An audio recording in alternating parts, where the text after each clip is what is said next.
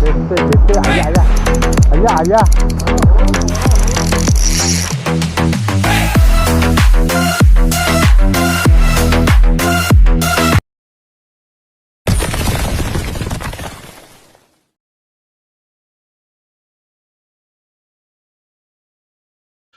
नमस्कार मित्रांनो, स्वागत आहे तुमचं पुन्हा एकदा आपल्या चॅनलच्या आणखी एका नवीन ब्लॉगमध्ये. तर मित्रांनो, आजचा जो ब्लॉग असणार आहे तो म्हणजे फिशिंगचा.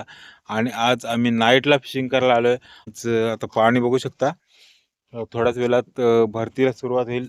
पाणी दिसत नसेल तर एक 5-10 मिनटात भरतीला सुरुवात होणार आहे.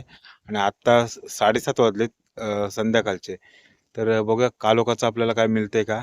कालोख म्हणजे इथं उजड आहे चांगल्यापैकी. आहे बघा, इथे हॅलोजन वगैरे आहे. मी आहे आणि माझ्यासोबत आहेत योगेश भाऊ. तर बघा आता योगेश भाऊंची काय तयारी चालू आहे. ते योगेश भाऊन बेट आणलाय. तर बेटसाठी मला वाटतं आतड्या आणल्यात त्यांनी. तर त्यांना एकदा विचारून घेऊया. तर मित्रांनो, आपला सेटअप आता जोडून झाला आहे आणि आता योगेश भाऊंची बघूया काय तयारी चालली आहे तिकडं. योगेश भाऊ आता बेटची तयारी करतात. चला, तुमचा कुठला सेटअप आहे? बेटचं सेट रील कुठली? निंबस निंबस आणि रॉड सॉल्ट आर्मर लोकांचा. बेटला का आणली? आतडी बेटला आतडे आणलीत.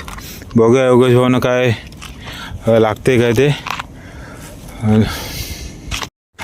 चला, तर योगेश भाऊ आतडे आणल्यात. आपल्याला काय प्रॉपर व्हिडिओ मित्रांनो बनवायला मिळणार नाही, कारण कालोख आहे, दिसणार पण नाही तसं पण काही.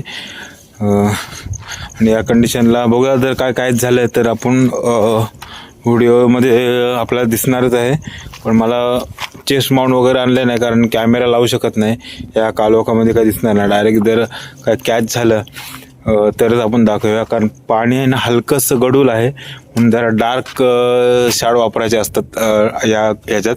एक तर रेड व्हाईट किंवा असा पल व्हाईट किंवा आणखी ऑरेंज कलर, असे जर डार्क शॅड असतील ना तर आपल्याला कॅचेस चांगले होतील. बघा, पाण्याला आता भरती थोड्या वेळात सुरू होईल. काय दिसत नाही, मी माझ्यावरून तुम्हाला सांगतो. तर बघूया, लगेच सुरुवात करूया फिशिंगला आणि काय मिळते ते बघूया. चला तर स्टार्ट. आपण आता ट्राय करणार होतो म्हणजे मेलडीचा हा मलेट कलर आहे. हा शेपटीला बघा, टेलला बघा लाल आहे. आणि ना आलो होतो इकडं, आमच्या घरून फोन यायला लागलं की पोचलेत काय निघालेत काय, कारण नाईटला आलो आहे. बघूया आपल्याला आता काय कॅचेस होतात ते. अर्धा तास झाला भरतीला सुरू झाले. मग हा मेलडीत होता तो. याला बघा, आपल्याला बघू शकता एक गोबरा कॅच झाला आहे. उचलून दाखवतो. हा बघा, चांगली साईज आहे. पाव किलो असेल, पाव किलोपेक्षा थोडा जास्त असेल. हात खराब झाले. तर बघूया आणखी आपल्याला काय कॅचेस होतात ते. नाईट फिशिंग चालू आहे. इथेशी थोडीशी लाईट आहे, पोलाला लाईट आहे बघा. पोलाच्या लाईटीवर आहोत आम्ही, नाही तर बॅटरीची गरज असते.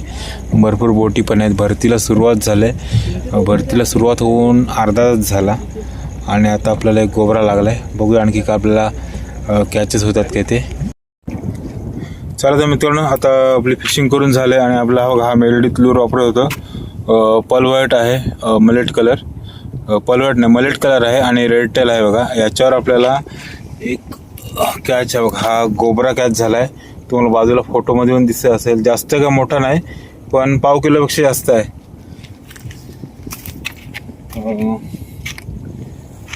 झाला सेटअप. आता माझा जुलून घेतो सगळा.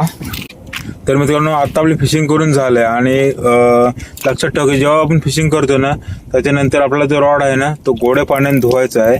इथं धुवा किंवा घरी जाऊन धुवा. माझा फ्युजी गार्ड आहे त्याच्यामुळे तेवढासा गरज नाही, पण जे साधारण असतात ना 2000, 2500, 3000चे रेंजमधले, ते आपल्याला धुवायला लागतात. तर गार्ड पूर्ण धुवून घ्यायचं आणि ह्याच्यावर लाईनवर सुद्धा पाणी मारायचं आहे. रीलमध्ये आतमध्ये नाही मारायचं. तर अशी जर तुम्ही काळजी घेतली तर रॉड आपला जास्त टिकेल. आता या रॉडला माझ्या 10 वर्ष कंप्लीट झाले आहेत आणि एक पण गार्ड गंजलेली नाही, कारण फ्युजी गार्ड आहेत. पण साधा जरी असला ना तर तो तुम्ही धुण्याचा प्रयत्न करा, आलस अजिबात करू नका. आणि जेवढं धुवाल तेवढा तो सेटअप जो आहे तो आपला जास्त टिकेल. तर मित्रांनो, व्हिडिओ जर आवडला असेल तर व्हिडिओ लाईक करा. तुम्ही जर माझ्या चॅनलवर नवीन असाल तर कृपया आपल्या चॅनल सबस्क्राईब करा. धन्यवाद.